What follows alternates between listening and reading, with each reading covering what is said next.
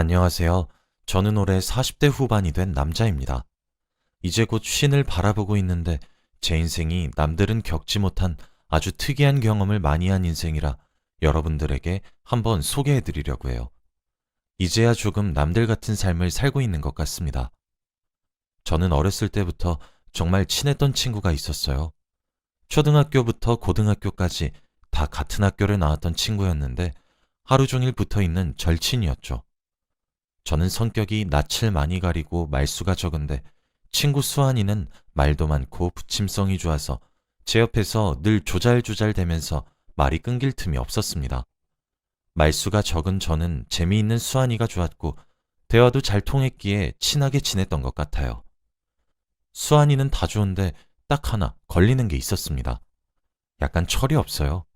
집안의 장남이었는데 매일같이 부모님이랑 다투고 나서 저한테 얼른 집 나가고 싶다는 말도 많이 했고 다른 친구들과 이야기하면서 눈치 없이 말을 툭툭 내뱉는 경우가 많아서 가끔씩 친구들에게 미움을 살 때도 많았죠.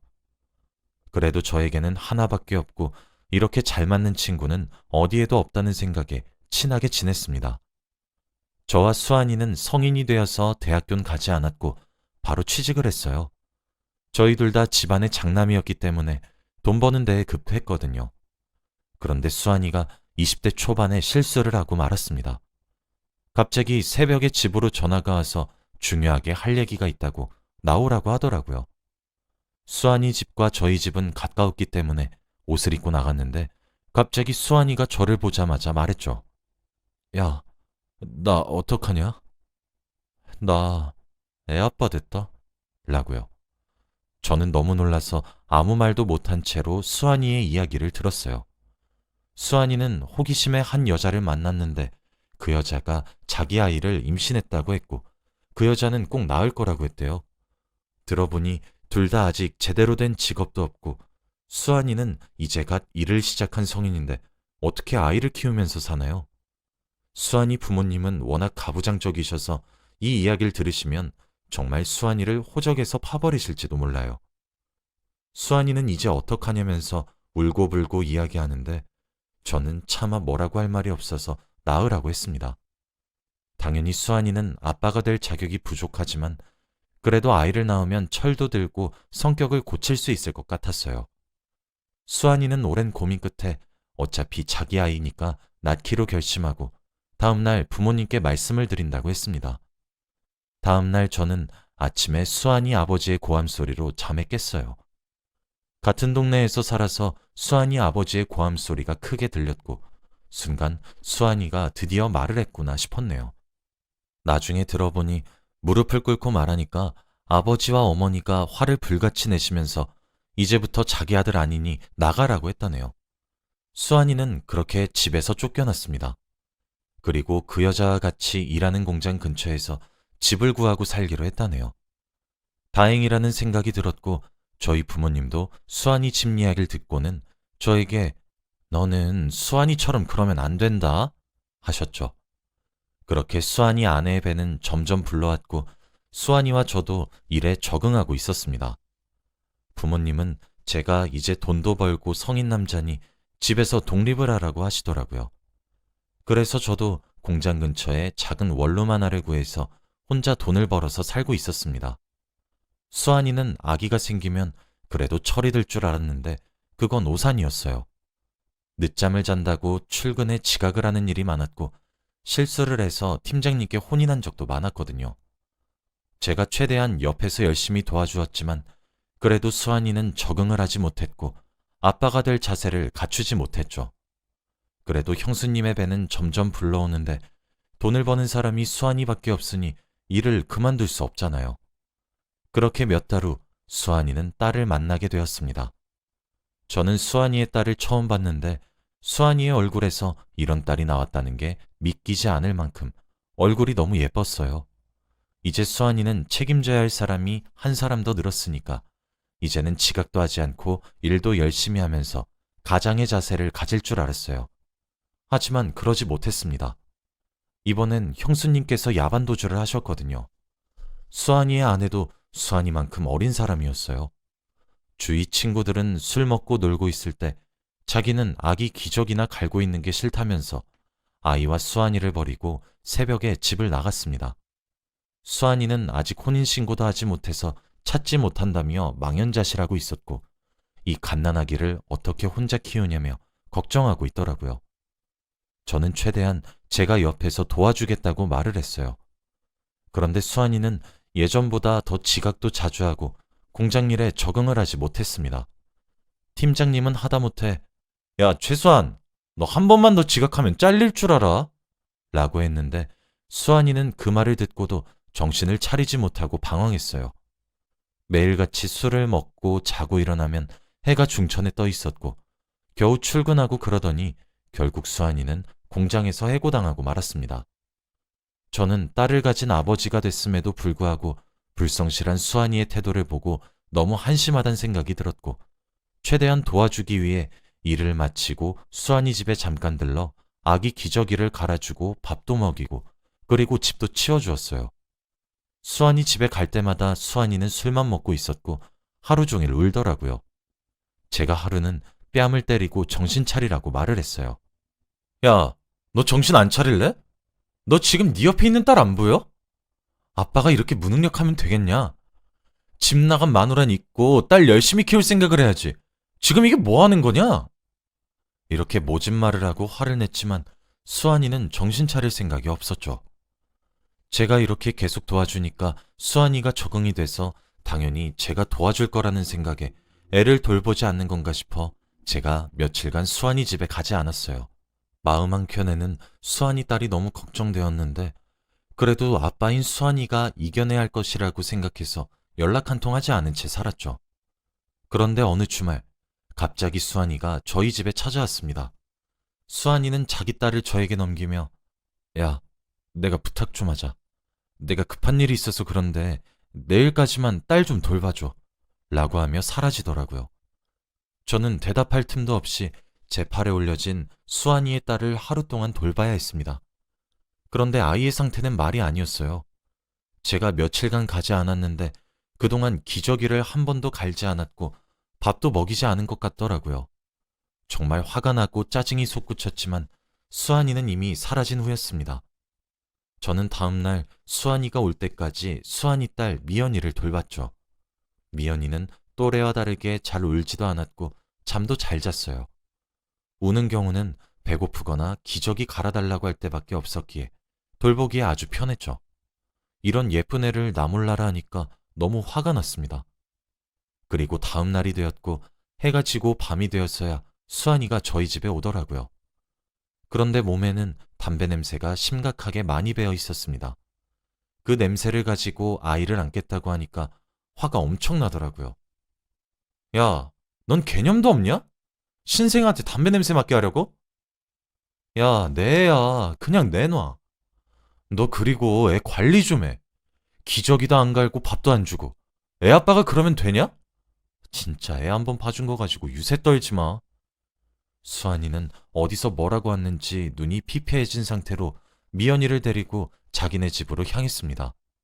수환이가 분명 밖에서 잘못된 행동을 하고 있다는 건 눈치챘지만 이미 제 말을 듣지 않은 상태였어요. 제가 아무리 잔소리를 해도 듣는 채도 하지 않기 시작한 지 오래되었거든요. 그리고 며칠 뒤 수환이는 미연이를 데리고 와서 맡아달라고 했고 역시나 미연이는 며칠 전에 보냈던 그 상태로 돌아왔어요. 그렇게 몇 달을 반복하고 있었고 어느 날이었어요. 또 주말에 미연이를 맡기겠다고 찾아왔더라고요. 그런데 그날은 좀 이상했습니다. 수환이가 평소와 다른 모습을 보이더니 알 수 없는 말만 늘어놓고 자취를 감춘 겁니다. 처음에는 며칠 지나면 돌아오겠거니 했는데 아예 연락 자체가 두절되어 버렸어요. 미연이는 그동안 말도 늘었는데 너무 어릴 때 수환이가 떠나서 그런지 아빠의 얼굴이 기억이 나지 않는 듯했죠. 저에게 처음부터 아빠라고 했거든요.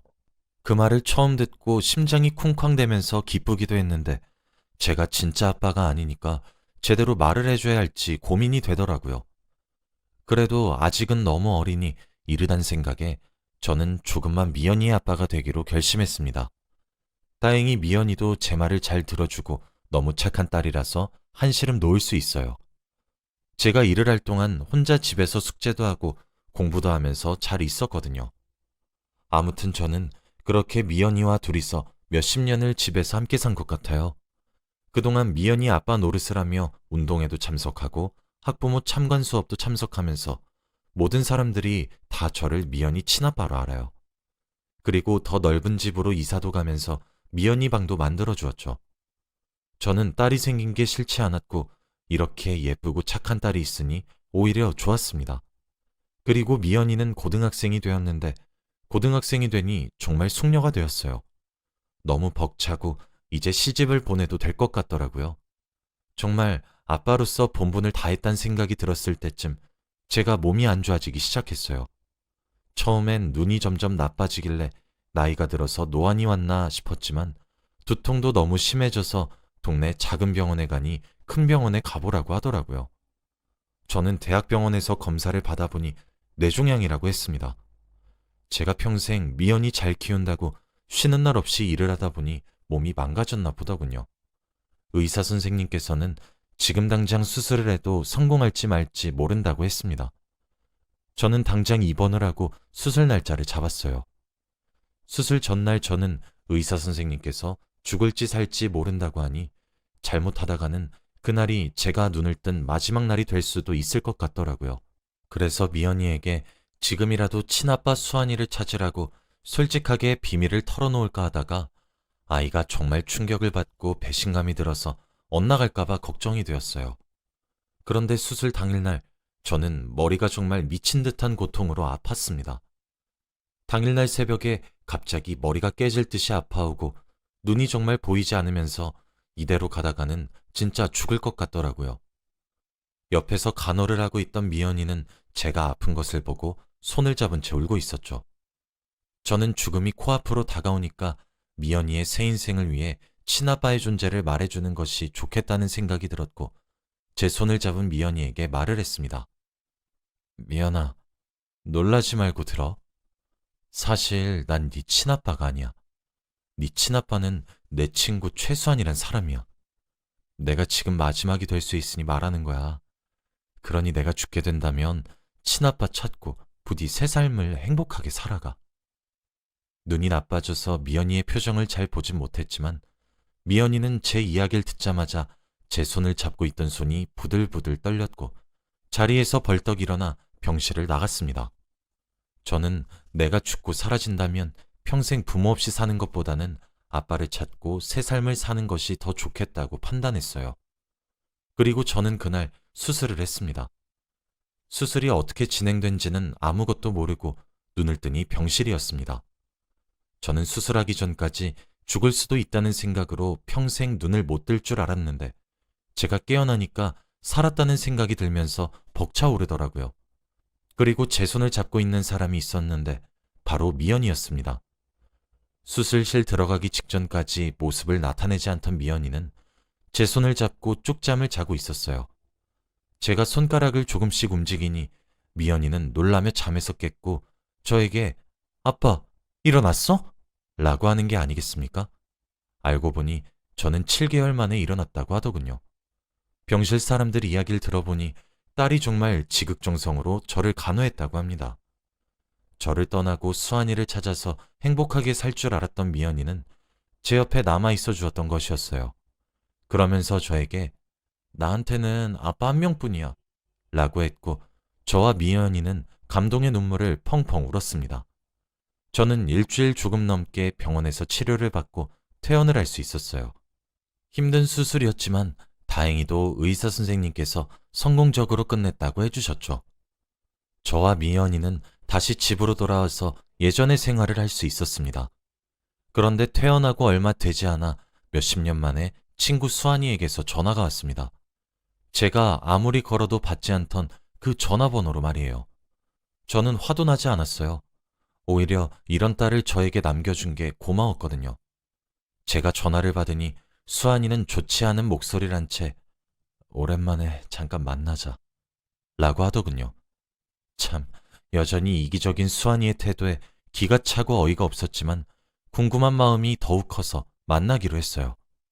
수환이와 저는 예전에 저희가 살던 동네의 커피숍으로 가서 이야기를 나누었습니다. 수환이의 얼굴을 몇십 년 만에 처음 보는데 그동안 많이 힘들었는지 너무 말라 있었고 생기도 없는 얼굴이었습니다. 그런데 수환이는 앉자마자 저에게 야, 우리 딸 미연이 다시 데리고 갈게 라고 하더라고요. 그 말을 듣고 저는 화가 머리끝까지 치밀어 올랐어요. 지금 제게 용서를 빌어도 할까 말까인데 뻔뻔하게 진짜. 지금까지 미연이 버리고 도망친 사람이 누군데 이제 와서 데리고 간다뇨. 그리고 미연이가 물건도 아니고 맡기고 가져가고 말이 됩니까? 정말 기가 막히고 어이가 없어서 오히려 웃음이 나오더군요. 저에게 키워줘서 고맙다는 말은 할 줄 알았는데 수환이는 그런 말 한마디도 없었더라고요. 저는 화를 참고 수환이의 말을 계속 들었습니다. 수환이는 그동안 도박에 빠져 있었고 겨우 손을 놓으려고 할 때쯤 한 여자를 만났는데 아이가 둘이나 있었다고 합니다. 그런데 둘 다 아들이라서 집안의 분위기가 안 산다면서 딸인 미연이를 데려가겠다고 하는데 정말 정신이 나간 줄 알았습니다. 어떻게 사람이 그럴 수 있나요? 몇십 년 동안 버린 자식을 데리고 가는 것도 어이가 없는데 그 이유 또한 정신 나간 이유라니. 저는 제 앞에 놓여진 찬물을 그대로 수환이 얼굴에 뿌렸어요. 으악하고 비명을 지르는 수환이를 보고 다시는 나랑 내 딸 앞에 나타나지 마라 라고 말한 후 유유히 커피숍을 나왔습니다. 나와서 길을 걷는데도 화가 내려가지 않았고 저런 사람이랑 예전에 절친이었다는 사실도 너무 짜증났어요. 어쨌든 그렇게 집으로 돌아와서 일부러 미연이한테 말을 하진 않았습니다. 자기 친아빠가 그런 걸 알면 얼마나 속상하겠어요. 저희는 그날 이후로 다시 예전의 부녀 관계가 되었습니다. 뇌종양은 퇴원하고 나서가 중요한데 저희 딸은 매일같이 저를 생각해서 식단을 만들어주고 운동도 같이 해요. 그렇게 시간이 지나 어느덧 미연이가 결혼을 할 나이가 되었습니다. 미연이 나이 또래에서는 일찍 결혼하는 편이긴 하지만 저는 미연이의 선택을 존중합니다. 저에게 얼마 전 미연이가 아빠, 나 결혼식 날 혼주석에 앉아줄 거지? 라고 했어요. 저는 저를 이해해준 미연이에게 아직도 너무 고맙고 복권에 당첨된 것보다 너무 기쁩니다. 저는 평생 못 앉아볼 줄 알았던 혼주석에 앉기로 했어요. 혹시 여러분은 저 같은 경험을 한 적 있으신가요? 지금 생각해봐도 정말 놀라운 일인 것 같아요. 제 이야기는 여기까지예요. 들어주셔서 감사합니다.